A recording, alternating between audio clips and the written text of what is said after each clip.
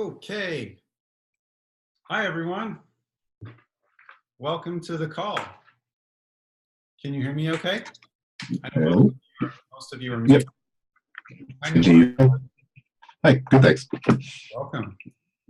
So we start the call with everybody muted just to eliminate or reduce the background noise. Andrea, is it Andrea or Andrea? I'll unmute you. Andrea. Andrea, okay, sorry about that. Great. Okay. Yep, your microphone's working, so I think we're good to go. All right, so I'm going to mute you temporarily. And anyway, welcome to our inaugural Badass Business Builders official first coaching call. I am so excited. So a little bit of background on this, and we are recording for those who couldn't make it. Chelsea and I have been doing these coaching calls for another group who will remain anonymous, although I know some of you probably already know who they are. We've been doing coaching calls for them for a couple of years, and I love that group to death. But at the beginning of this year, Chelsea and I decided that we wanted to really start focusing more on our own business and really pivoting and focusing the Badass Business Builders a little bit more, because we were kind of dispersed all over the place. So we're still doing coaching with that other group. But we thought, gosh, we've been doing it for 2 years. Why don't we just stop saying no and actually start offering a couple of coaching calls per month to our group? And the format's really simple. It's literally just ask us anything. We call it open office hours. And what I'd like to do is to handle a couple of different things. One is, I know you guys throughout the month, you get questions and things just happen. And, sometimes you'll post in Facebook groups. Sometimes you might email us, and that's all fine and good. But the problem with that is that I cannot personally answer every email. I mean, we get so much email every day, you guys. You have no idea. So as much as I love you, I can't sit there answering emails all day. We have like 3 different brands that we're running on Amazon, and then we've got other stuff that we're doing. But we wanted to be able to set aside some time. Same thing goes with the Facebook group. I try to jump in there every day or two and answer some Facebook posts, but I figured rather than just trying to quickly go in there and type up answers, if we had a forum like this, we've already been doing it, it works out really well. People can go in there, they can ask questions, or if they don't have any specific burning questions, they can jump on the call and just listen. You'll always learn something fun. Just that kind of happens when you go to mastermind groups and calls like this. And also, we're going to record these and upload them to YouTube unlisted, so nobody can find them. So you will have access to them only. Obviously, because they're unlisted, they're not totally private. That means that I'm kind of using the honor system that you're not going to share the YouTube links. I don't know why you would, but because you're paying for this content. So, and the reason we're doing it that way is that if I did it as a private link, then I would have to personally invite each and every one of you by email. It's too much. Once this actually becomes sort of cash flow positive, then we can afford to upgrade our Zoom account and record all of these to Zoom and house them there. But for right now, we're selling this so cheap that we're just going to do it on YouTube as unlisted. So anyway, welcome to our call. For those of you that are watching the recording, my goal is to do this every other Thursday, and the schedule might change a little bit each month, but I try to keep it pretty much standard. So, ideally what it'll be is this is the first Thursday, right? I think it's the first Thursday. Today's the 7th. So the first and third Thursday of every month. If that changes, we'll definitely email you. And if you miss a call, it's no big deal. Just listen to the recording or don't. There's always another one in 2 weeks. Okay. Sometimes I might do the call. Sometimes Chelsea might do the call. You get to be surprised. So I always like to start off our little calls with wins, because it's always good to start with wins, and then we'll talk about any, I call them flaps, which is like issues with Amazon or issues that you guys should know about that maybe we're dealing with and we just think we should talk about it. And then we can get into the Q&A section. So does anybody have any wins that they would like to share? It can be as simple as, Lucy, I'll just unmute you and you can start. I know Lucy has a win, so go for it, Lucy. Hi, guys. Hi. Well, my my goods are right now in LA. So the broker is clearing customs. I'm panicking. You're panicking? I am. I'm like, oh my gosh. Well, part of that is because, I did another course, which is not ASL, Amazing Selling Machine. And this other course is all about audience. And I don't have an audience. So I'm panicking because these other courses, if you don't have an audience, how are you going to launch a product? So I'm nervous. Okay. And yeah. May I make a suggestion? Yes. Don't run your business in a mindset of nervousness and fear. That's why I'm stopping. If you look at an emotional tone scale, fear is way down here, and action and games is way up at the top. And being emotionally afraid or nervous is not going to help you. So just decide that you're not afraid. There's nothing to be nervous about. I would rather, most of us launched our business with no audience, just FYI. I know, honestly, I can't think of any of my friends, to be perfectly honest with you. I can't think of anybody right off the top of my head, other than the person who started the course that you're talking about, who actually had an audience before they launched. That makes sense. And thank you, Ari. I really appreciate it, because when Chelsea said that yesterday, I thought, okay, maybe I should. Maybe I should launch my product. And what you should focus on is the product launch checklist that I just created.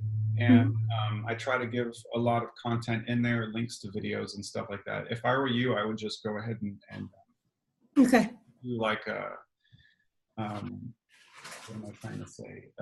Well, it talks about it in there, but basically you can create a Facebook ad and you can do, launch your product at a really good price.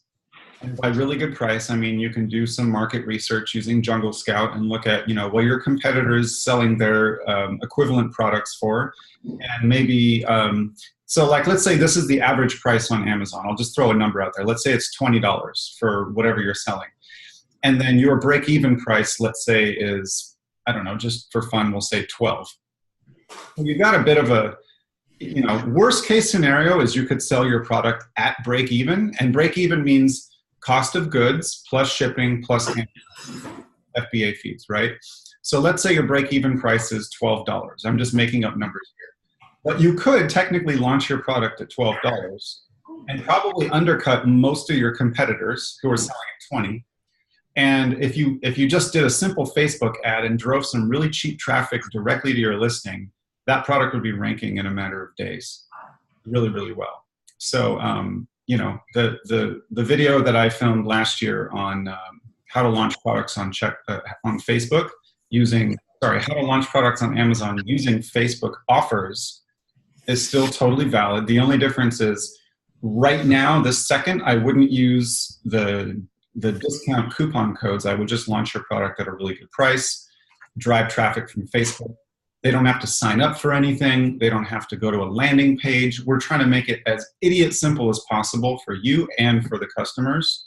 You start getting that organic ranking, because it's organic, meaning you're not using Amazon sponsored ads. You start ranking, and you can use the two-step URL or storefront URL, as I call it in one of the videos. And that'll target a specific keyword. Generally, it's one of your top 3 keywords for volume. And that's all I would focus on. Start making those sales. And just to, this applies to everybody. A lot of times, I've coached a ton of people over the years, and I'll tell you what, the number one overall problem that people have in this business. You ready? Are you really ready? Yeah. How about the rest of you guys? Are you really, really ready? The number one problem that people have in this business, and this is a writer downer. It's called analysis to paralysis. So analysis to paralysis is where you're inundated with information, with data, and you're just trying to absorb too much data at once. And anytime you embark on a new journey and you're studying something and trying to implement something new, there are things called gradients. And a gradient is a step-by-step gradual approach to get from point A to point B. So point A is brand new seller, never launched a product. Point B, in your case, is my first sales on Amazon. That's the first gradient. Well, that's the first major step. And then there's gradients to get there, right? Order inventory, get it to Amazon, make sure my listing is optimized, launch the product, make my first sale. If you try to focus on having an audience, building a brand, having $1 million business, all this other stuff that you're being inundated with, you're going to get distracted. So just focus on your next step, not somebody else's next step. And I think that overwhelm and that nervousness will kind of, fever pitch will kind of go down to a dull hum. And yeah, okay, so that's. Thank you, Ari, because that means a lot, because that was exactly what was happening. Like too much information, this and that, and Chelsea responded to me, and that's exactly what she says. Just do it. There you go. So let's just focus on create a Facebook ad. Get your product launched on Amazon. You might be surprised if you launch it at, I'm not saying you should launch it at break-even price, by the way. That was just an example. If the average competition is selling it at 20, launch it maybe $1 below the average. So it's a good price. I call it an irresistible offer, right? It's a better price than what most sellers are selling. You have your good photos, you have your optimized listing.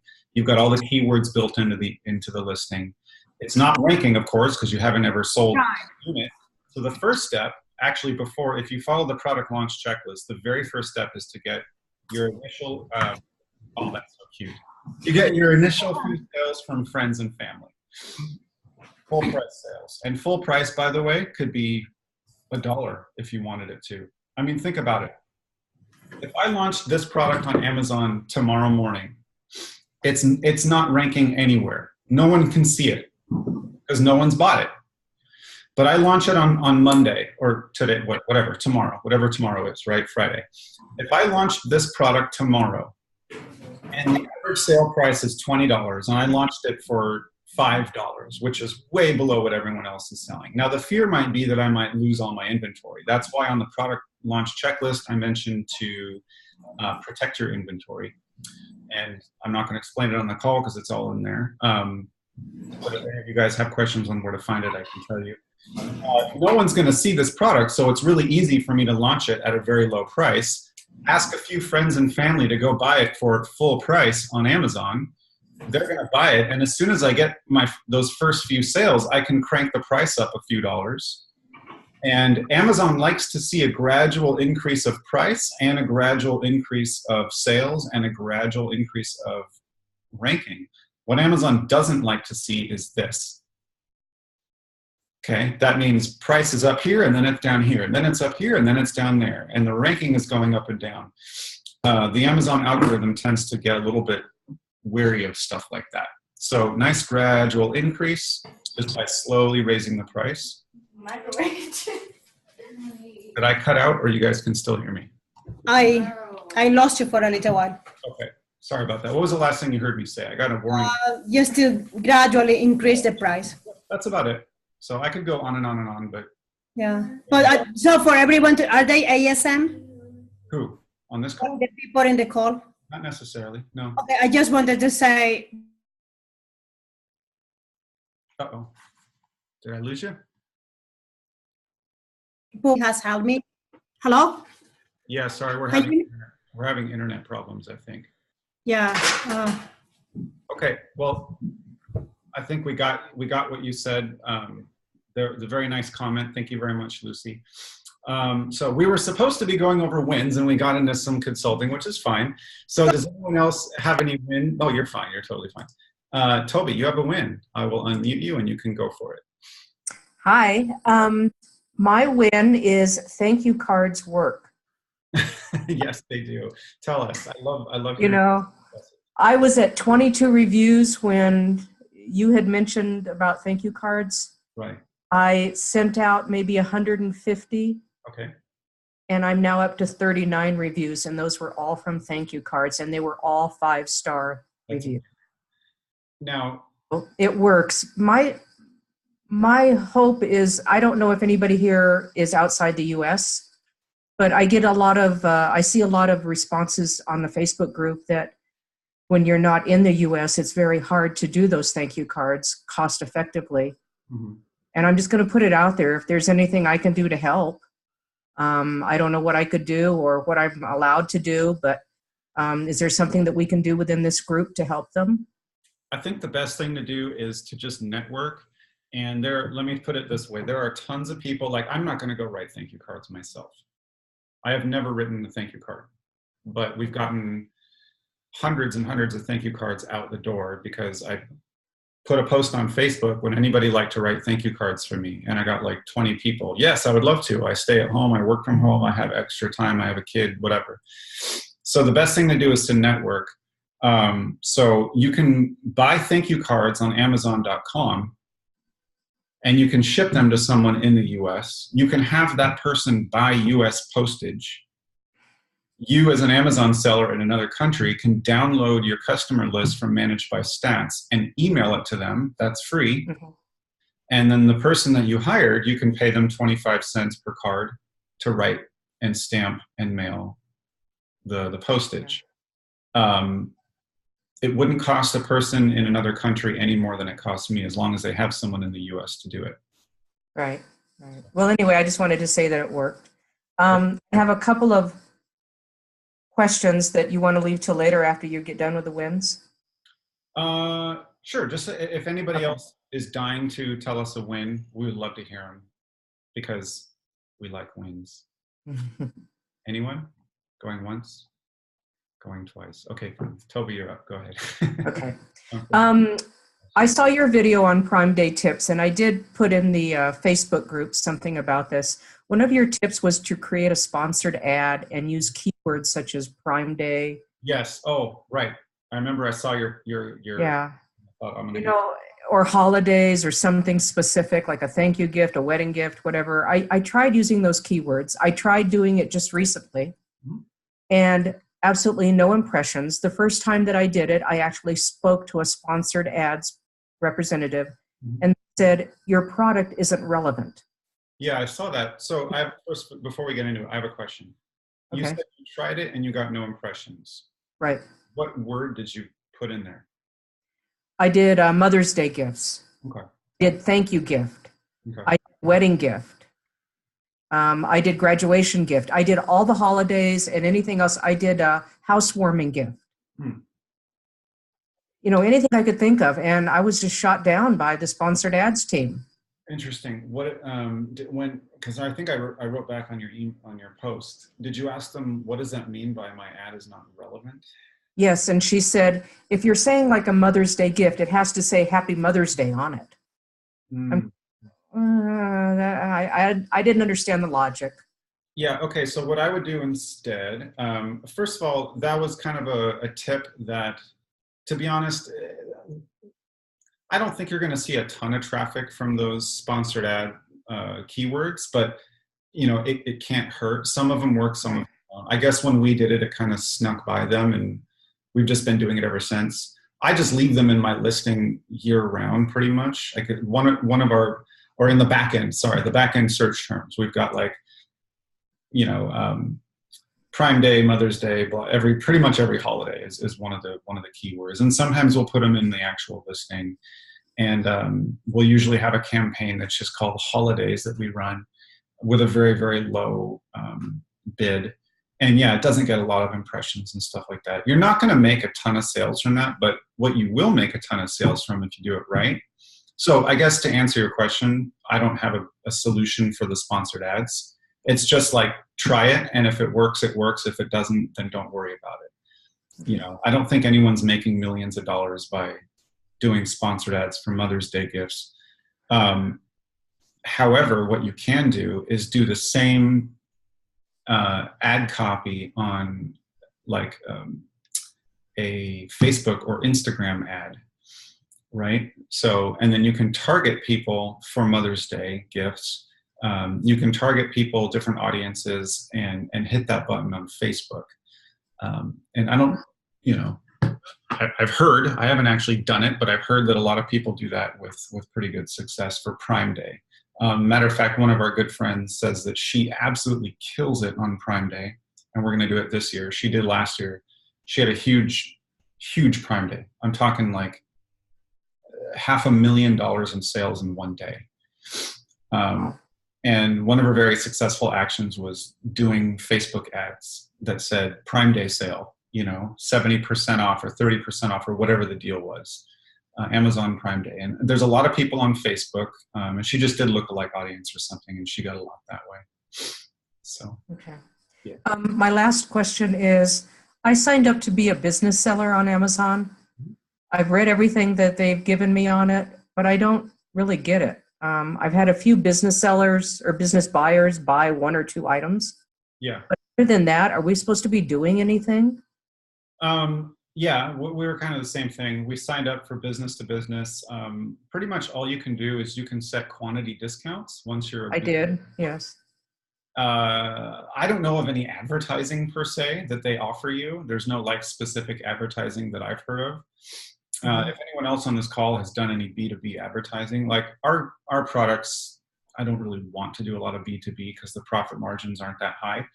So, but we offer it for quantity discounts, and occasionally we'll get a business sale. Like there was a couple of times we had like some restaurant bought, 50 or 100 units of one of our pepper grinders or something.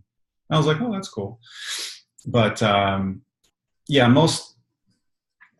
I don't know, I don't really want to talk about your specific product, but I would imagine that unless you were targeting business type keywords or doing some business marketing on Amazon, which I'm not super familiar with how they would even do it.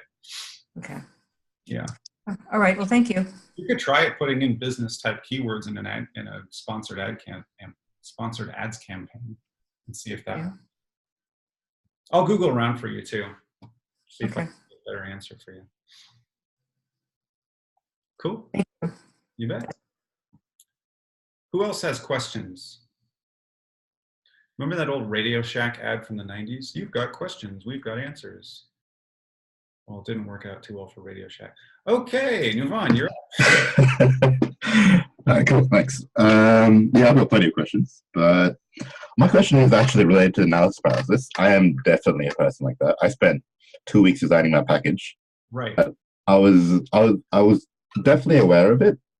I'm learning to change it, but I'm wondering about what would you recommend spending my time on in terms of like return on investment. Mm-hmm. So I'm looking currently now at building the audience, as Lucy was saying, but I'm not, because I haven't gone through the process before. I was wondering what would you recommend spending my time on as a majority. Well, where are you at right now in business? Have you? I just sent my I just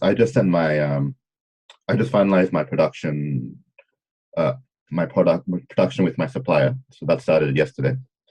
So right now I'm looking at either going on Instagram marketing or on Facebook, similar to what Alison has said in her video of building an audience that way. So I can get reviews on launch day. Yeah, building an audience, if you're literally just waiting for your product, that's the perfect thing. That's when you want to build an audience, if you have downtime. There's kind of an 80-20 rule of what I've seen. And when I speak, I try to speak mostly just from my own experience. So I have never been super successful in building audiences. We've done a lot of audience building activities. Maybe it's our brand. Our brand, we built a little bit of an audience. We have a decent mailing list, or email list, I should say, from, this is all like after we started selling. I didn't do like a pre-launch build an email list or anything like that because we started this 4 years ago and it just wasn't the thing to do back then. I don't know.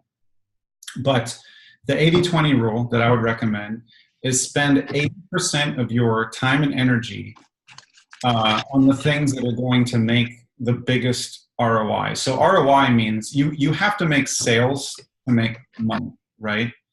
An audience is great, but unless they're willing to buy at a decent, full price or pretty close to it, those are not going to be profitable sales.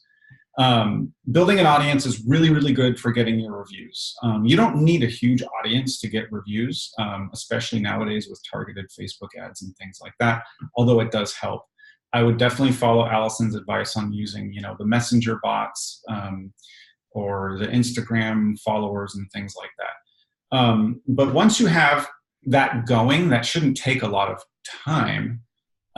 What I would be spending a majority of my time on is making sure that you've built your listing and you've really studied your competition and you've really built your listing so that you're hitting the right, like if you look at our listing optimization checklist, I can send that to you guys if you need it or show you where to download it. It's on our website now.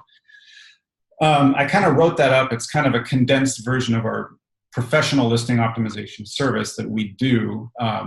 We spend hours doing it, but if you want to do it yourself, what I would do is spend a majority of my time really looking at my competition, really ordering their products and comparing their product to my sample product, and also getting other people to look at my sample versus my competitors, and getting the photos really nice, getting the listing really, really optimized with the keywords, the correct keywords and search terms from really good keyword research. Really looking at how you're different and optimizing your listing so that you're different. So as soon as that inventory arrives, you can almost start making sales immediately. So that would be the first thing, is listing optimization. Now, obviously, you can only optimize so much until you start selling, because a lot of optimization is split testing. That means trying one thing versus trying another thing and seeing which one gets a better result. That's what split testing essentially is. But optimizing before you launch, again, is really market comparison, and being different, and launching being different. Okay, so we talked about that. The next thing would be getting your, okay, so if you have, this is a little bit, this one here is a little, I wouldn't call it gray hat, but let's just say I've done it. I don't know if Amazon would really appreciate me saying this, but it works. So you have a product sample, yes? Okay. Yep. And I mentioned this in the product launch checklist.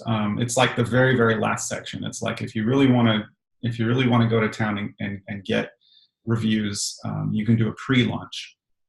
So when we launched our very first product, we had no list, we had nothing.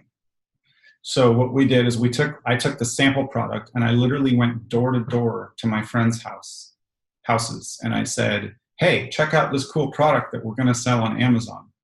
And they would take it and they'd look at it and they're like, yeah, this is pretty cool. Like, what do you like about it? And they said, well, you know, it's got a neat little button and this thing is kind of cool. And I said, great, give it back to me. So write a review on Amazon for me. And when I get my inventory in, I'll give one to you for free. Now, back then that would work. You could actually write Amazon reviews all day without ever having purchased anything. So obviously that wouldn't work now. But what you could do is Amazon allows you to sell something as fulfilled by merchant. So you have your FBA listing, and that's the one that you've optimized. You can copy that listing and then convert it to FBM, which means merchant fulfilled, fulfilled by merchant. And then you can tell Amazon that you have one unit in stock. And that one unit technically is your sample product. Now, before anybody goes and buys it, what you can do is you can sell it to a friend of yours at full price, and then you can ship them the sample or something. As long as you put a tracking number in Amazon and say, I shipped something, Amazon thinks you shipped them something, so I recommend shipping them something. And technically, you could ship, I mean, this is for like very, very close friends and family, right?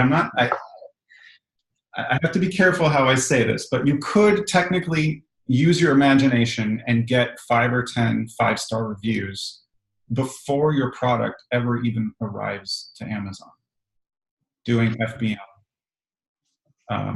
pre-launch. So you've got 5 full price sales, 5 real reviews. As soon as that inventory comes, you just send it to your friends. You can do, create a fulfillment order, really easy. And so you're all above boards as far as that goes.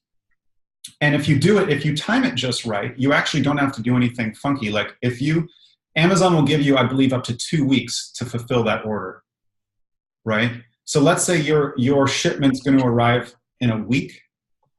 Maybe sell a couple of 4, 5, 10 samples to or pre-launch to your best friends.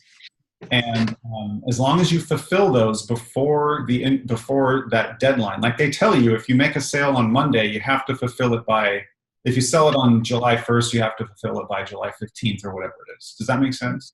Yeah, it makes sense. Yeah, So that that's makes, something that you could do while you're waiting. that makes, I'd probably outside of what you've done, but I live in Australia. So if I send, say, 50 products to myself in Australia and sell it to friends that way, that should work, right? You're selling Amazon.com or Amazon? Yeah, Amazon.com. Right. So, I mean, ideally, these are products that would need to be fulfilled in the U.S. Yeah, makes sense. You know, I guess there should be a way around that. you know, Okay, fine. I'll work it out. yeah. If you have friends with people, even connections, you know, you could even do like a little pre-launch party. Hey, who do I know in the U.S. that would appreciate a really good deal on a product like this? Post on Facebook, tag your friends. You know, we're doing a really killer pre-launch, and all you got to do is buy it now, and and I'll send it to you once it arrives. Yeah. So that again, that's a little gray hat, and you have to really be careful because you don't want to damage your account by not fulfilling something on time or putting the tracking orders in. But I've done it a few times, and it does work. You just have to be on top of it. Okay. So that way, when your inventory arrives, you're already ranking. You've already got 5 or 10 nice reviews. If you don't want to do that, that's fine. Then what should you focus on? Building your pre-launch audience like you already talked about. And when that inventory arrives, you just do a little flash sale. You get those initial sales going, and then just do the product launch checklist. Yeah. I mean, the reason I did the product optimization checklist and the product launch checklist is because those are the 2 most important things. In my opinion, those are the 2 most important things that you need to master as Amazon sellers: launching and optimizing listings. I mean, if you can get those 2 processes down cold, and you've practiced and you've practiced and you've practiced, you will do amazing on Amazon with little to no brand builder experience. You don't have to spend a dime on Instagram ads or Facebook or this or that. It's really launching, ranking, and optimizing listings. Okay. And obviously not selling shitty products. I mean, that kind of goes without saying. If you're selling crap, you're probably going to get crappy reviews. Every once in a while, I get someone that's like, hey, I got this product and I got 3 stars and I can't get it up to 5 stars and I don't know why. And I'm like, well, does your product suck? They're like, yeah. I haven't got that issue, thankfully. Crap. I mean, I've got one other question, if you don't mind me asking. It's how do you hire your graphic designer? Because I'm looking at, obviously design is really complicated, but I feel like if I'm paying them for each revision, it seems it's going to be very annoying for them, put it that way. So do you pay them? Do you have one subcontracted to you, or do you pay by the hour? Yeah. So I mean, I can tell you what we've done, and our model might not be the best model. So we've gone through a couple different iterations of graphic design. So, well, our very first design is still the design that we use. So we paid initially, I think we paid, I don't know, $50 for someone on Fiverr to do some logo. Like I kind of came up with an idea, or Chelsea and I brainstormed, and we drew it in pencil, erased it, tried this, tried that. We got kind of an idea. We literally took a photo of my pencil drawing with my iPhone and emailed it to some guy on Fiverr and said, make this look good. We got a kind of a crappy logo back. So then we had one of our friends who said, who was a graphic designer, make it better. And then the next time we did and then we just went with that for the whole time. So we've had that now for 4 years. With another brand that we did after that, we did 99 designs. And I would recommend 99 designs. If you don't have a graphic designer that 99 designs is awesome because it's kind of a contest. So it costs a little bit more than Fiverr. I think we wound up paying $200 or something like that, which maybe I'm wrong. Maybe it was less, but I feel like it was around 150 or 200. But then you get like a really nice design, and you can have people compete, and it's awesome. So imagine you can get like 10 or 15 designs from graphic designers who are all competing to win the contest, and no one gets paid unless they win the contest. And then at any time, you can literally send a link to your contest to your friends or family or whatever on Facebook and have people vote. Which one do you like best? So we found, and I'll tell you what, that's really powerful, because if you can do like SurveyMonkey, where you can, if you knew nobody on planet Earth, you could pay SurveyMonkey a couple of dollars to go survey it for you, and they would give you real results. But it's better if you know your target market and you say, hey, I'm doing a quick survey on Facebook, for example, let's say to moms with babies, right? So you might go find a moms group on Facebook and go, hey, I want to do a quick survey for a logo. Which one of these communicates best, whatever the message is you're trying to communicate? So we did that, and I was actually surprised. The logo that I liked best did not win the contest by a landslide. Mm-hmm. So we went with the one that got the best survey results. I didn't even like it that much, but everybody that we surveyed liked it. So I'm not selling to me, I'm selling to them. So it doesn't matter if I like it. And then just to fully answer your question, then we wound up hiring someone to be our customer service manager. And she actually graduated from graphic design school and has a master's degree in fancy schmancy art, whatever. So she just does all of her graphic design now. Okay. Yeah. She's on salary, so. Yeah, okay, cool. That fully answered that question. Thank you. Great. All right, move on. Yes, Andrea, you've been very patient. I have a handful of pretty, I think, quick questions. So first, what do you do if you find that you're not indexing for a specific keyword or keyword phrase that you should be indexed for? That's a good question. Where is this term or word in your product listing? It's like in title, in bullets. Okay.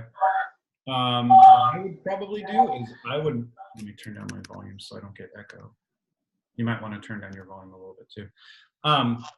What I would do is I would do a two-step storefront URL, and I've got a video that I can show you if you don't know how to do that. Super easy. And I would actually drive some traffic directly to that keyword and make it convert. I would only drive traffic that I know is going to convert. So for example, who wants to buy my product for 50% off? We're going to do a flash sale on Friday from noon to 1 p.m. only. We're going to drop the price 50%. And you get people in a Facebook group or a post to agree that they want to do it. So now you've got like 5 or 10 people who have already agreed they want to do it. And you say, awesome, send me a private message, or I'll private message you the details. So you get like 10 people who are already sort of, what's the word? Sort of pre-framed or whatever. Word's slipping my mind, but you get the idea. They're ready to go. So then what you do is you get your two-step URL and you tell them, I'm going to send you a URL direct to my listing. You have the sale starts at noon and ends at 1 p.m. You have to buy it between that, because all you're literally going to do is drop your price for an hour and then raise it back up. Does that make sense? And if people buy the product through that URL and they're searching, or even better yet, here's even a better idea. Don't use a two-step URL and literally have them search. Oh no, it won't. Never mind. Sorry, I'm bouncing around. It's not indexing, so I forgot. Right. It's not indexing, so they have to go through that two-step URL. So the thinking is, if the algorithm sees a lot of traffic for that specific keyword, it will then start to index you? It should. Absolutely. Okay. Yeah. Is it like a question for Seller Central or no? Yeah, I would. Anytime you have a question like that, not Seller Central generically, I would ask for a catalog team specialist. Okay. So the catalog team, just so you guys know, there's a million teams at Amazon, right? Not really. There's probably 50. But it seems like there's a million because Amazon is such a big company now and they're always changing and I can never keep track of them. But the entry-level seller support people, bless their little hearts, they know less about Amazon than you do. I pretty much guarantee it. Okay. So if you've done ASM or if you've watched a couple of our videos, or you've been in any Facebook group for more than a month, you probably know more about Amazon than the entry-level seller support people. So don't ever waste any amount of time talking to them. The only reason you talk to them is to get to the department that's actually going to help you. Or if you just want to call them and open up a case and say, please transfer this to a specialist, they'll know which department to send it to after they go talk to their boss for 45 minutes. You can tell I've wasted a few hours on the phone with Amazon over the years. So if you get a catalog specialist, they are the people that actually understand the Amazon catalog and indexing and ranking and why things are showing up and why they're not. And I would absolutely open a case. Okay. Couldn't hurt. But if you say, this product, this keyword is 100% relevant for this product, they'll probably say that no one has purchased and searched for that keyword. I don't know. You could also, but it's a keyword that we used to index for and convert on sponsored ads, and all of a sudden it's just not indexing. Are you sure it's not indexing? Have you manually searched? Yeah. I mean, I did the little where you put the your ASIN and the term, and it doesn't come up. It could just be a fluke for the day, though. I mean, what I would do is test it again and actually test it by typing in. Open up a. Do you use Google Chrome? Yeah. So open up an incognito window, so there's no browser history or anything. Yeah. And then just type in that search term in Amazon.com in all departments and manually search through pages of listings until you find your product. I would be surprised if it really wasn't being indexed. But if it's not, try that. If that doesn't work, then there's something funky going on with their catalog. Okay. One other quick question. So we are part of the Subscribe and Save program, and we've gotten quite a few customers who have signed up for the program. Okay. But if we want to test different price points, we can't really move the price around once we're in Subscribe and Save, right? No, you can lower it a little bit, but you definitely can't raise it. I just got kicked. One of our products got kicked out of Subscribe and Save because I raised the price. Okay. But so if we wanted to split test pricing, we would have to basically opt out of Subscribe and Save to do that. But then what happens to the people who have already signed up? Sorry? But then what happens to the people who have already signed up? If we decided to leave the program, what happens for the people who are already Subscribe and Save customers? Their subscription just ends. Okay. Yeah, it sucks. Doesn't seem worth it. I mean, for us, it wasn't worth it. We were making I don't know, it wasn't a ton. It was probably like a few sales a month on subscription. But our product lasts. I'll just tell you what it is. I don't care because you're not going to compete with me. And if you did, you'd be kind of stupid because it's not a good product to sell right now.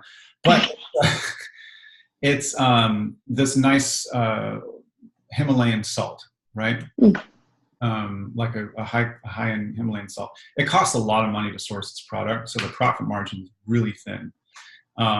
And because of that, I decided I'm going to raise my price because we were moving inventory and not making much money. So I'm like, why am I doing that? Why don't I just actually make money and maybe sell a few less? So I raised the price, and of course they kicked me out of Subscribe and Save. And I don't really care. I mean, I don't want to sell product if I'm not making money. Now, if you are making money and you've already locked in your SNS, you can raise the price. You just have to do it very slowly. So I would go like $1 and wait a month. Okay. And then raise another $1. If you get a warning, leave it there and don't raise it again for another couple of months. But I think what we did is we went, like the most we'd ever do is go up $1. And then one time we went up $3 and immediately they kicked us out like a week later. Okay. Yeah. Okay. What happens is if you raise the price, all the people who are subscribed at this price, they're going to keep getting that subscription. So Amazon's not going to bump them up $1 just because you raised it. Oh, okay. Okay. Locked in. So that's kind of the deal. Okay. No, that's what they told me. So. Okay. One other really quick question. Headline search ads, are those only available if you're brand registered? I believe they're actually available now in Seller Central. Let me check. I can't seem to find it anywhere. Um, Looks like Hannah has an answer. Go ahead and unmute yourself if you can. Yeah. Can you hear me? Yeah. Yeah. Yeah. So it is available to everyone, but if it's not showing up for you, you have to call Seller Central to get it. There you go. Okay. Thanks. Yeah. Yeah. So Chelsea does oh yeah, here they are. So once you log in to Seller Central and you go to, advertising, and then you go to campaign manager, right at the top of that, there's two tabs. One of them says sponsored products and the other one says headline search ads. If, like Hannah was saying, if you're eligible. If not, you just ask for it, and most likely. Okay. Maybe they have some threshold, like you have to have spent a certain amount of money before you're eligible. I don't know. Okay. Thank you. You bet.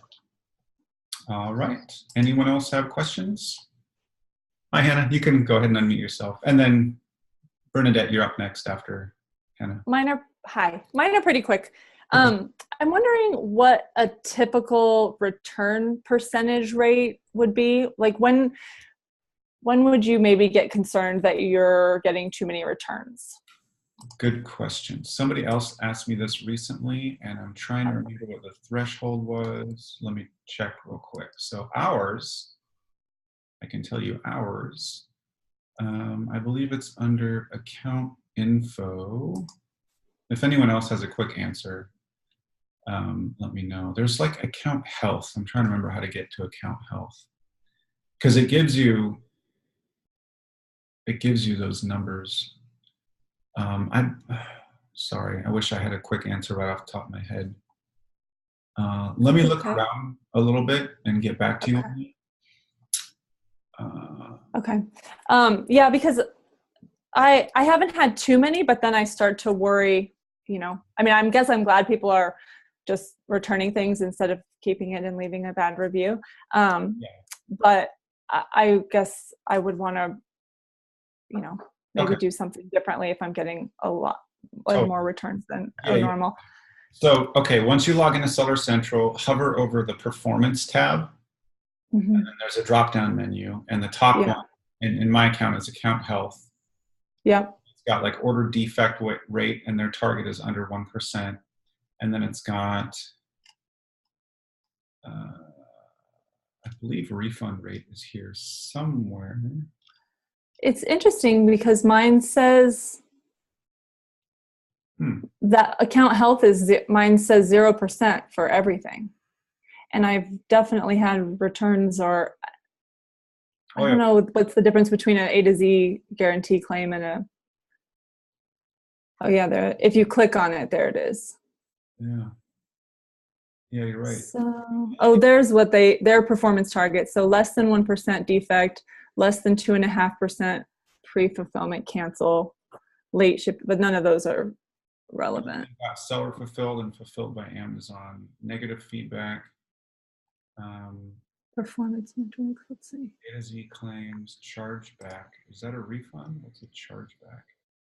I guess it's so interesting because all of these say 0, but I can look back, like I can pull when I go to my fulfillment reports and go to the returns or whatever what is the FBA customer returns.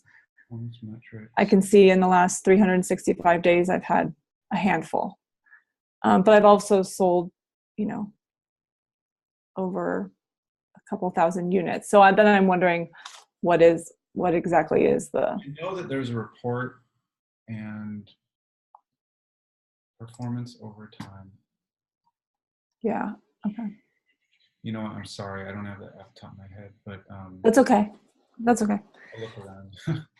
That's okay. And then I have another question about, so obviously with FBA, they handle customer service. But I have heard people talking about bringing customer service back in-house, and I'm just wondering about that. Sometimes I actually would almost prefer to answer all of the questions, but I'm not sure if that's an option or how to go about doing that, or if I'm still new, if I should. Yeah, the short answer is you absolutely should. So it depends on your definition of customer service. Amazon FBA claims they take care of 100% of customer service, but their definition of customer service is returning products.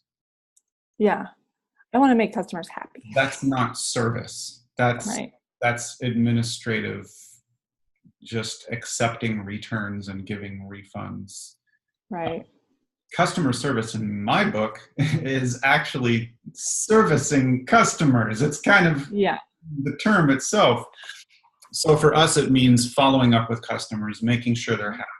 If they do return a product, reaching out to them and asking them, is there anything we did wrong? Did it just not show up on time?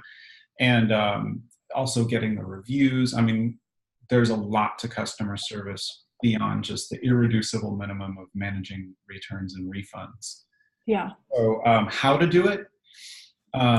What I would do is start by doing it yourself for a couple of months until you kind of learn the ropes and you develop a system that you like. And everyone's a little bit different, but how we do it is there's several kind of aspects to it. Number one is we actually go comment on every single review, good or bad. Yeah. So I'm already doing that. Okay, good. So you're doing more than Amazon. I'm doing comments on reviews and feedback. Yeah. I just don't know how to have if a customer has a question, I believe it goes directly to Amazon and it doesn't come to me unless they email me direct. Like if I've gotten very few emails directly from customers. Right. So what you want to do is, do you have any type of email follow-up system? Okay. So if I were you, I would go check out Manage by Stats. Oh, I have that. I just got it though, so I'm not sure how to do all the things in it yet. So go to badassbusinessbuilders.org, log in, go to your membership page, and I'll tell you exactly where to go.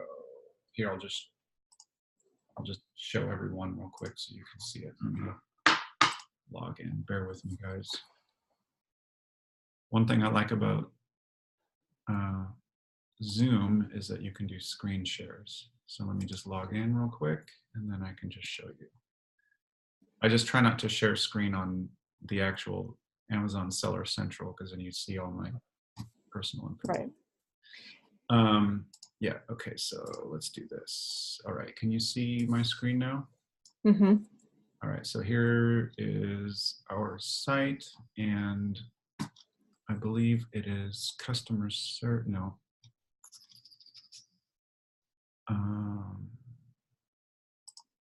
Gosh, you'd think I'd know where my own videos are.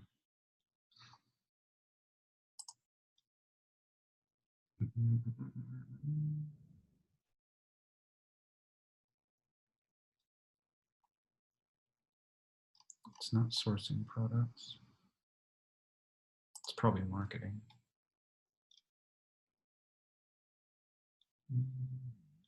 Here we go. Follow-up emails. How to get reviews and connect with customers. So it's in the marketing for Amazon. Yeah. Right? Yeah. Go ahead. I'm sorry. I was just going to say I watched that video, but I don't remember how to get the emails. Like, is there a way to contact Amazon and say, I want to answer the emails and not you? No, they don't. So let me go back to Zoom and sorry, let me move this out of the way. Stop share. Okay. So those follow-up emails that you're going to set up through management stats are above and beyond what Amazon does. So Amazon's going to do what they do, and there's nothing you can do about that. However, that's what I was wondering. You sort of want to bypass Amazon, and there's a couple of ways to do it. Number one is setting up the follow-up emails per that video. Number two is have really good product packaging and inserts. So when the customer opens your product, so your next order of inventory, you can have your supplier do this. Have a nice insert that just really thanks them and lets them know, if you have any questions about this product, do not contact Amazon. Please contact us directly. And you have some kind of, info at badassbusinessbuilders.org or something. And that, we love our customers and we want to take care of you, right? Right. You don't have to say anything like Amazon customer service sucks, because if Amazon finds you doing that, they will not like you. But you can let them know that we want to take care of you, and we're a small family business and we're here to help you. So then that'll help drive traffic directly to you instead of Amazon. Got it. Then you follow that up with the emails, as I mentioned. Also, if you have any ebooks or digital videos or anything that are going out with those emails or that you're driving people to, you're reiterating that in every communication that goes to your customers. You're telling them to contact you. Okay. And then it's just a matter of who answers those emails, and that's where the customer service comes in. So, what our customer service has a whole checklist of things that they do. Like you mentioned, commenting on feedback, commenting on reviews. If we do get a negative review, of course we do. So they try to look up those orders, find out who wrote the review, reach out to them. We have a whole script and what they say, converting positive feedback into positive. That's really important. I've tried that a couple of times. It hasn't worked. I did what you said, where I look it up. I even crafted the email and said, here's what, copy and paste and highlight what they said, hoping they would just, it hasn't worked yet, but I tried. It doesn't always work. That's good for trying. So it is getting a little bit more tough to reach customers through the Amazon market. So hard. So that's why, at the beginning of the call, Toby mentioned thank you cards. I've been doing that too. You're going to get a lot better response from customer handwritten thank you cards. Or if you can't do handwritten, just do nice, pre-printed ones with a photo or something like that.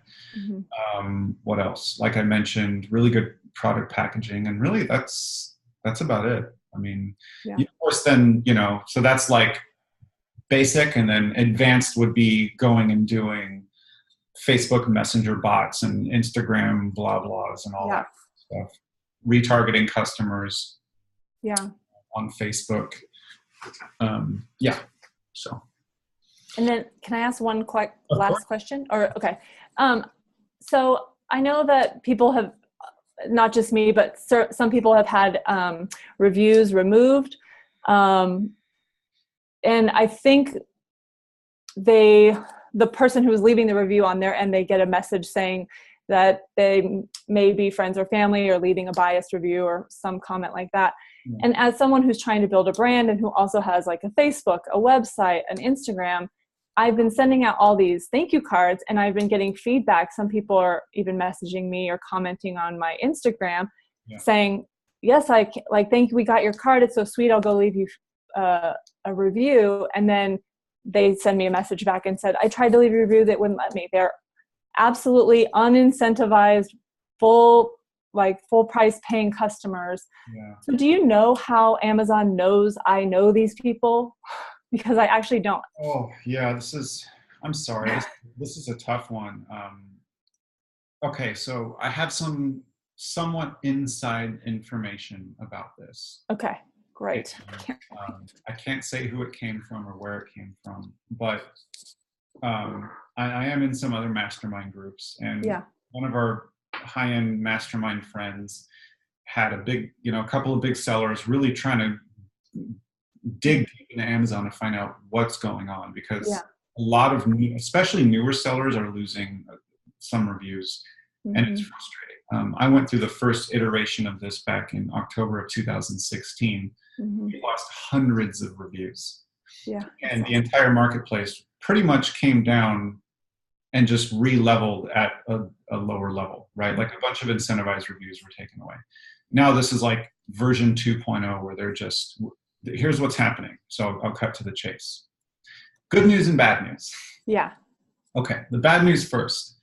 Amazon is going through a campaign where they are going through newer sellers and newer products first, and then going back in time. And I don't know how they're doing this, but it seems somewhat arbitrary. Maybe they have a system that they didn't disclose. Mm-hmm. Someone in Amazon finally admitted that what they're doing is they're actually taking chunks of reviews temporarily down, and they're not permanently deleting them. They're just auditing them. So what they're doing is they will just randomly target various new products that seem to have a lot of reviews come in at a higher rate than whatever their algorithm determines to be normal or average. Okay, so if you got a bunch of Instagram people to leave reviews, red flag goes off. They're going to temporarily take down some of your reviews.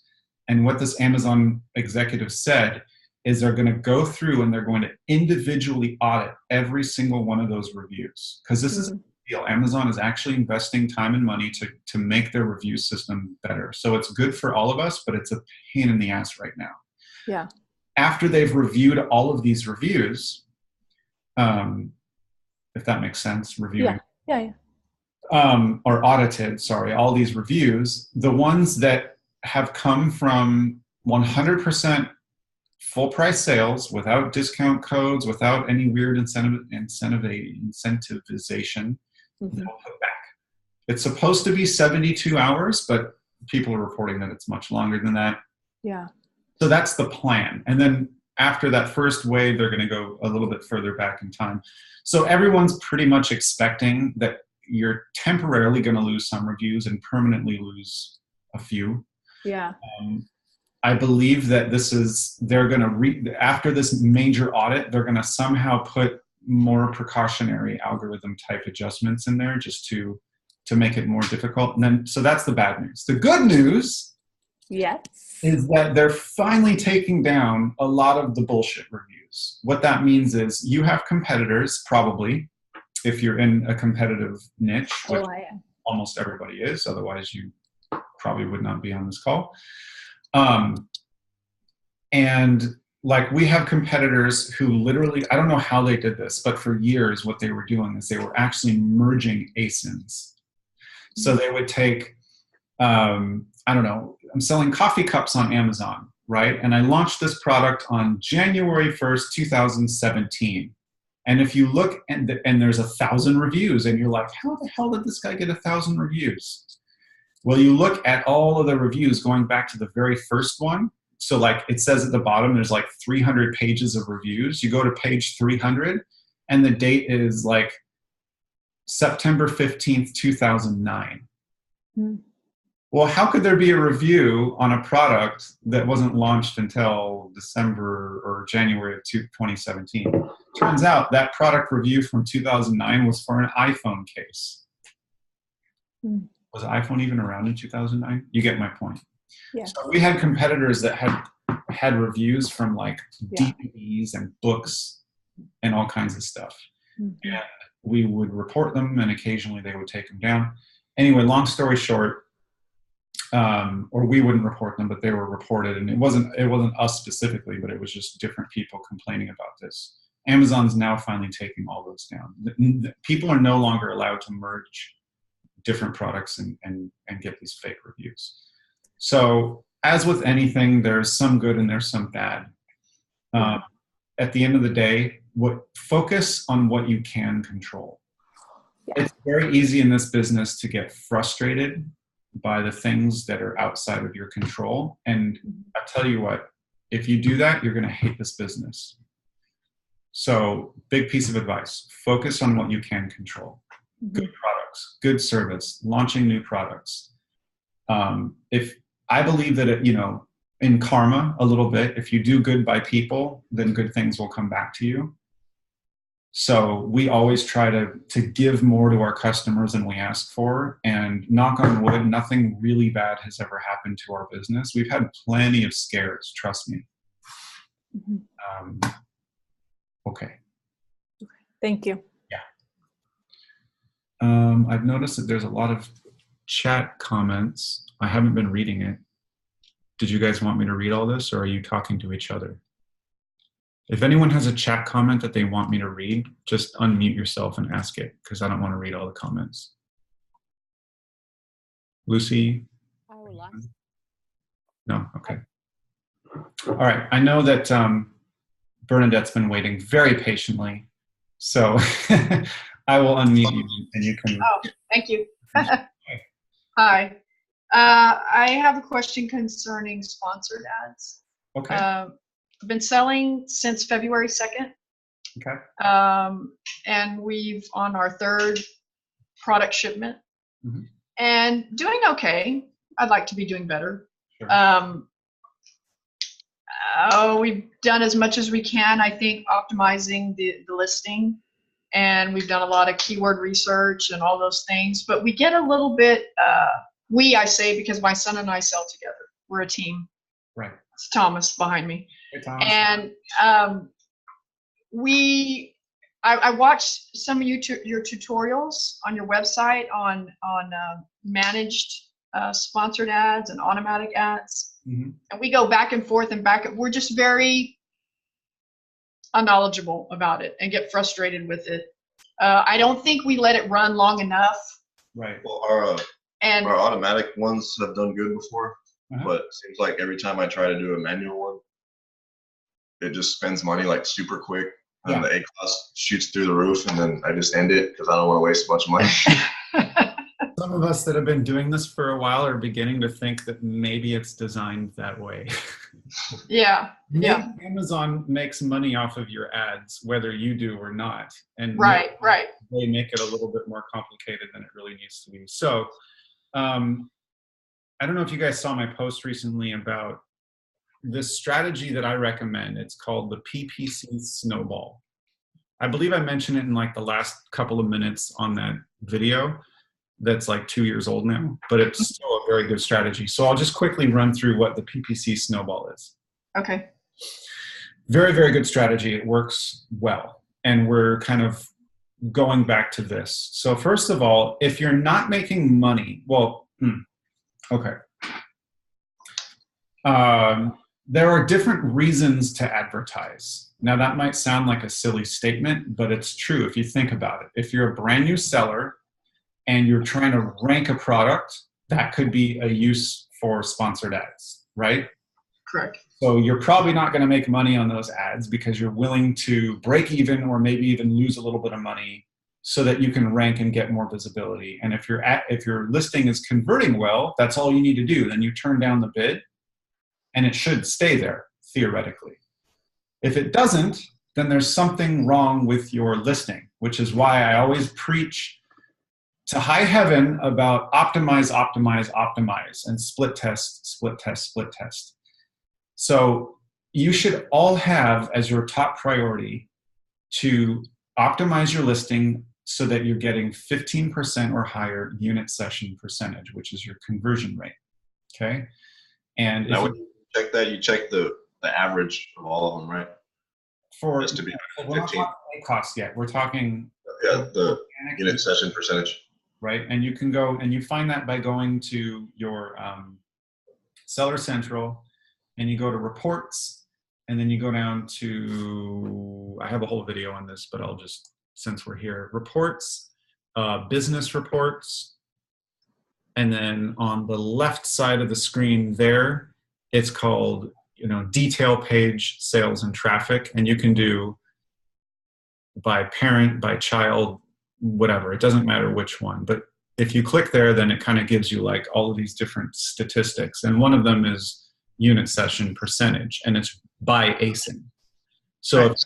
you can choose a date range. So I would go like week to week and look at, on a week to week basis, is this changing? If you have managed by stats, by the way, you can just look at their graphs, and they graph all this, which is much easier than using the Amazon reports. Suck, you guys.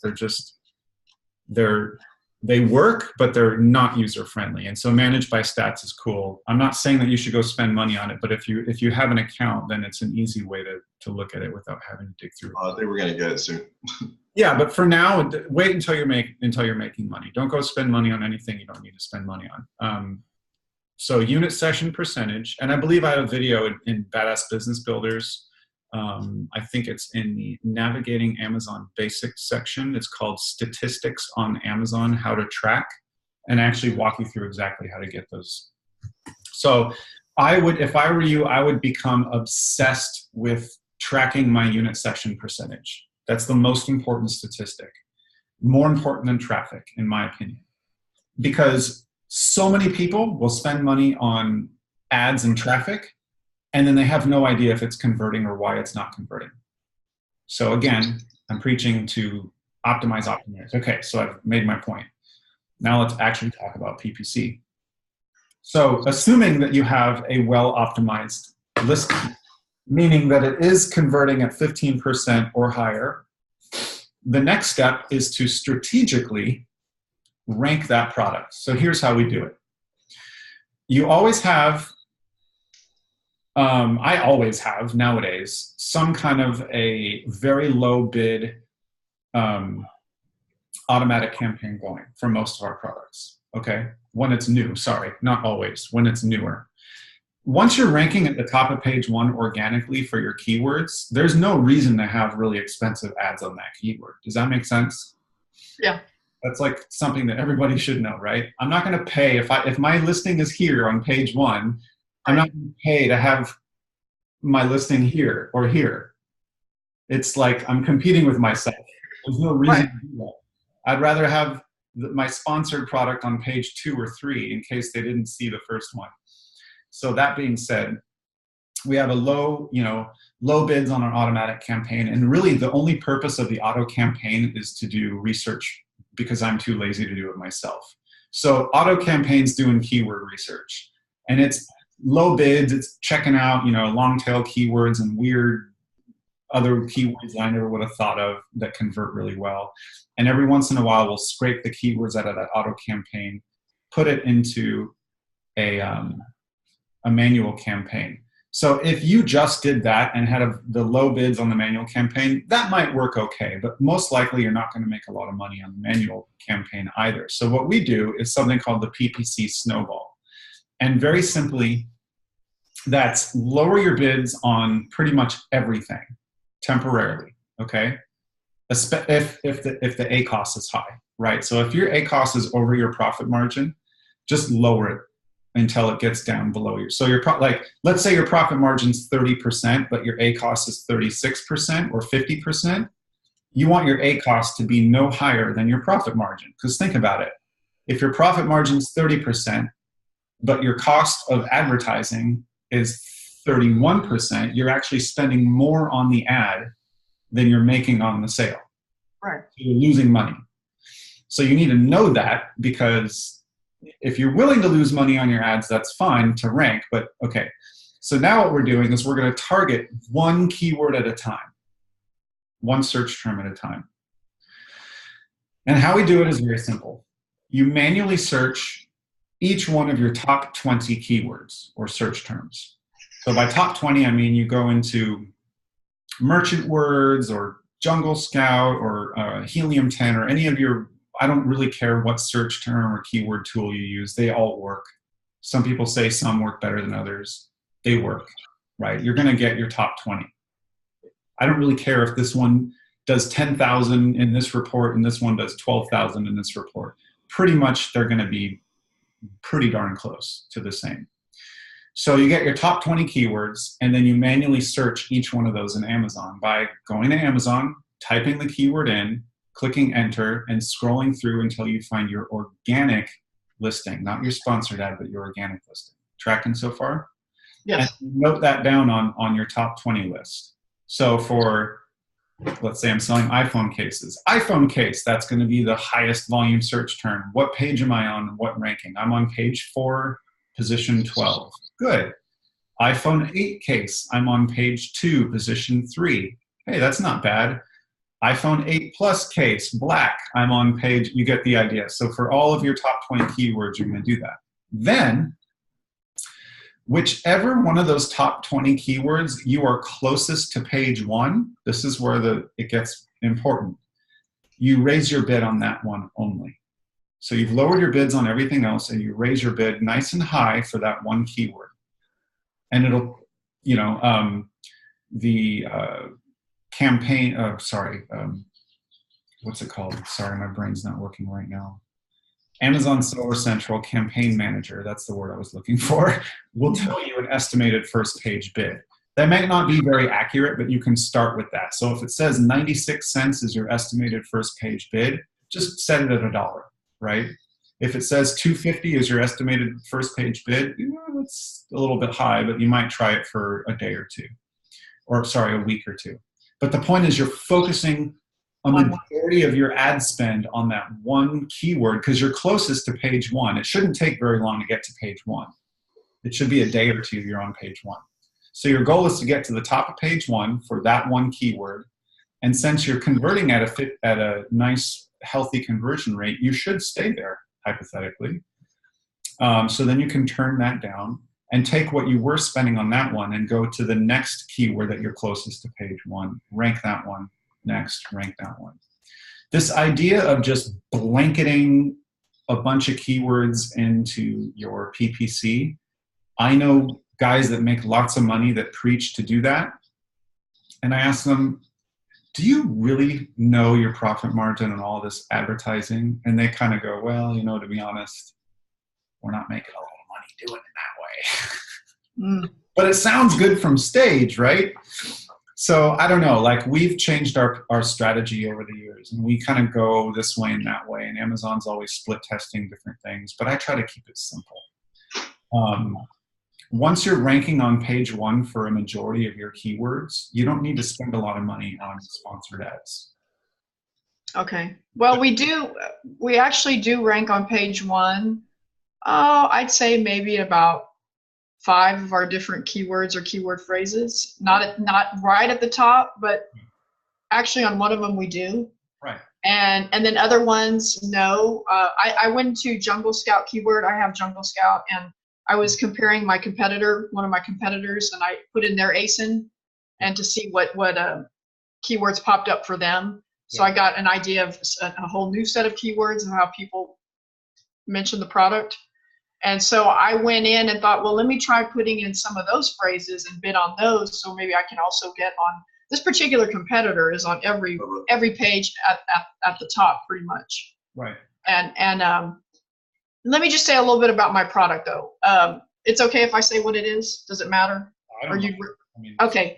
It's an outlet wall plate with built-in LED night lights. Oh, nice. Okay. And it's been a good product. The product itself is good, but there's issues when people get it to install it because of the way people's outlets are made. The receptacles are made. They're not even. There's things in the way. There's sheetrock that can be in the way. There's paint overspray. You can't connect to the screws. So that's been a lot of issues on our end, but that's given me a lot of experience on customer service and getting better with customer service and really reaching out to them. So we've had issues with, the refund. It doesn't work. It's defective. I immediately contact the customer. Did the product, was it broken when you got it? Could you please inform me so I keep a good rapport with them.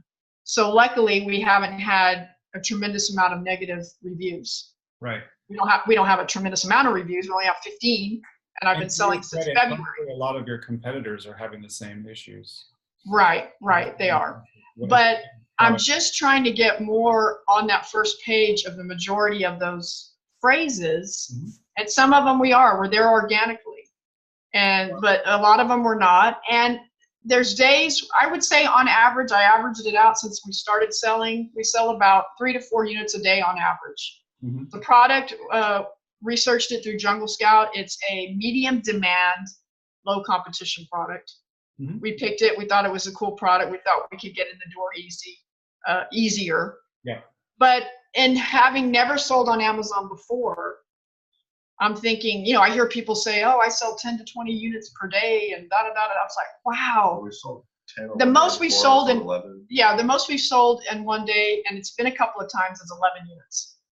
And then we'll sell 6, and then we'll sell 8, and then we'll drop down to 2, and then we'll sell 3. And then, it's kind of like all over the place. And never having done this before, we start to panic and think, oh my God, we're dropping down to very little sales, and then we go back up. And so we start looking into the sponsored ads. Maybe we're not advertising enough. Maybe this, maybe that.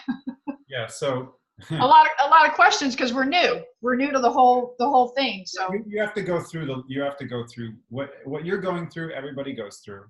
Okay. And it doesn't matter how much advice I give you, you're still going to go through all the growing pains. Okay. I will try to soften the blows, and I'll tell you this. Don't compare yourselves to other people, first of all. I mean, obviously you have to compete with your competitors, but that's some random guy, seller, other person in a completely different category selling kids' toys says, I sell 100 units a day. I don't give a shit. Sorry, pardon my French. What does that have to do with you and your business? First of all, he might not be making money selling 100 units a day. You know nothing about his business. So people in this business like to talk about number of units sold and top line revenue. And I'm sick of it. I think we should be talking about profit and stability and growth. And are you having fun? And is the business fulfilling something that you actually want to achieve, as opposed to, I make $250,000 a month.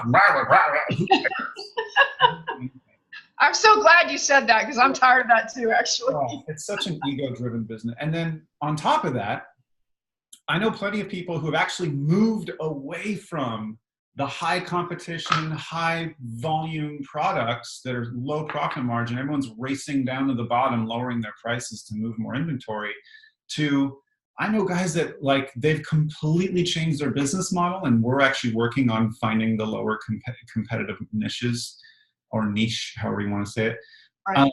But they're selling products just like yours, not the exact same product, but like, 2 to 5 units a day, and they've got 40 or 50 SKUs, and they've built up over time, and they're doing 150,000 a month, and they never have problems with competitors.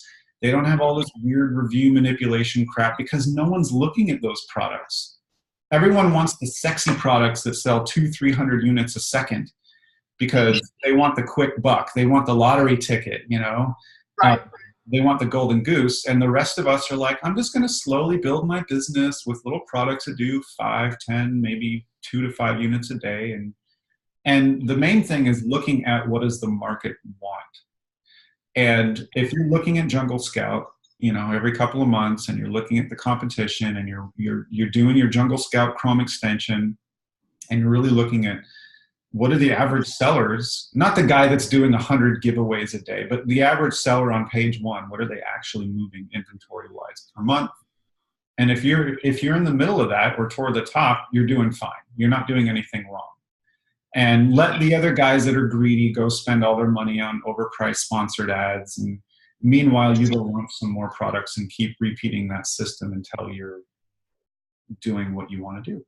That's what I appreciate that advice, because this for us is a long journey, and want to make a good living for ourselves, and don't want to become famous, anything of that nature. But just want to feel like we are on the right path. We've never. I lost my job of 31 years last May. Oh wow. So I'm a bookkeeper, so at least I have that knowledge of business. And then my son had just finished college, and I looked at him and said, "You want to go into business together?" And I had been searching online to do work, because I didn't want to work for anyone else. I just didn't want to do that. So I'm 100% dedicated to this. I know it'll work. I just needed to feel a little bit that we are going in the right direction. So the only other advice I'd give you on your business model is, like, your top focus should be getting the top of page 1 for all of your top 20 keywords, or as many as possible. Being profitable, not being profitable. Right. And once you're doing, and you've hit your conversion rate, you're doing what you can do, and you feel like, man, I've gotten as much out of this product as I really think I can without going crazy.